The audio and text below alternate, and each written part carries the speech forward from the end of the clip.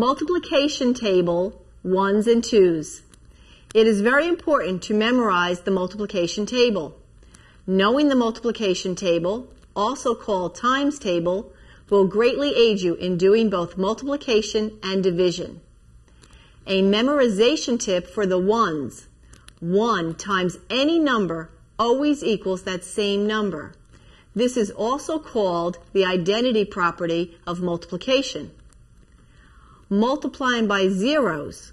A rule for 0, 0 times any number always equals 0. For example, 1 times 0 equals 0, 2 times 0 equals 0, 5 times 0 equals 0, 8 times 0 equals 0. This is also called the zero property of multiplication. Double checking multiplication. Make it a regular practice to check your answers by reworking the problem. But remember, memorization is the key. Let's review the multiplication table for the 1's, and then we'll do the 2's. 1 times 1 is 1. 1 times 2 is 2. 1 times 3 is 3. And 1 times 4 is 4. And you can see a pattern. Whatever this number is, that is your answer with the 1's. It will be 5. 1 times 5, we can skip. 1 times 7 is 7. 1 times 11 is 11. And 1 times 12 is 12. So the 1's multiplication table is very simple. 1 times 2 is 2. 2 times 2 is 4.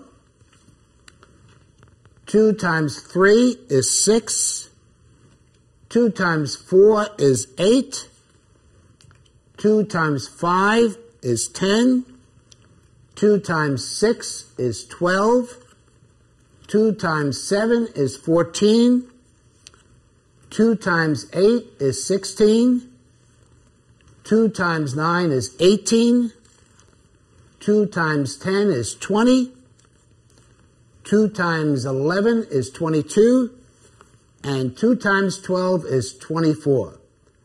Memorize these multiplication tables, the 1's and the 2's.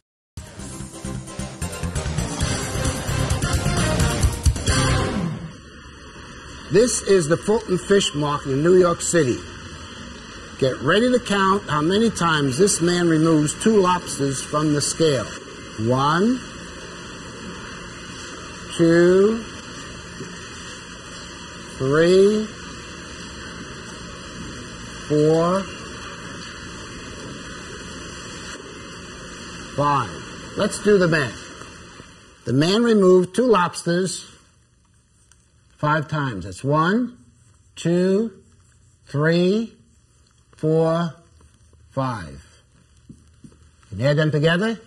2 plus 2 is 4, plus 2 is 6, plus 2 is 8, plus 2 is 10. But there's a simpler way to do this, and that's using the multiplication table. 5 times 2 equals 10. And by the way, those lobsters, they have a nice big rubber band around the claws so the man is not bitten by those lobsters. But as you can see with this example, knowing the multiplication table is important, and it's used in many different places. This is a folding machine. This starts with a signature, and it does 1 fold, 2 folds, 3 folds. And with 3 folds, we get 16 pages. As you can see, the operator puts in the flat sheets. It's in the machine. Then it goes over here and makes 1 fold. Over here it makes the 2nd fold, and then 3 folds. Then it comes out over here. Then you see here the woman over here taking these folded pieces and stacking them together. So on 1 sheet of paper with 3 folds, we have 16 pages. I'd like to explain a little bit more about signatures. This is a book that I wrote, King of the Pond. This book has 48 pages. This is a signature out of this book. As you can see, there's 8 pictures on this page and 8 on the other side. So that makes 16 pictures. But it's only one piece of paper with pictures on both sides. So right now, this would make 2 pages. Then we fold this 2 in half. Now there's 4 pages. If I fold it again, it's 4 times 2, and that's 8 pages. If I fold it again, 8 times 2 is 16. I tore apart this book, The Ugly Caterpillar, and this one has won an award by Publishers Manufacturing Association. And I'd just like to demonstrate this. Signatures, and there's 3 of them in here. There's 1, 2, and 3. And if you add 16 plus 16 plus 16, that equals 48 pages. Now let's do the math on this. The first fold,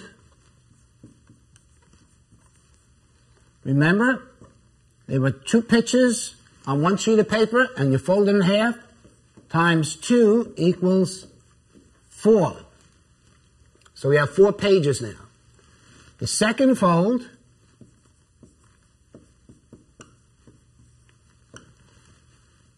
had 4 pages, folded in half, another times 2 equals 8 pages.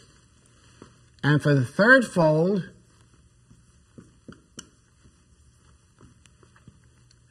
eight pages times 2 equals 16 pages. And so what we do then, we take 3 of those signatures, that makes 1 signature, 16 plus 16 plus 16, 6, 12, 18, 1, 2, 3, 4. So it is 48 pages. So 3 signatures, 3 of these signatures, makes a 48-page book. And you'll find this very commonly done. Many books just have 2 signatures. So 2 would be 16 plus 16 is 32 pages. And you can go to the bookstore and you'll look at some of these children's books and you'll find they're usually either 32 or 48 pages. Please pause the video now and complete the problems in your workbook. When finished, press play, and we'll continue with the next lesson.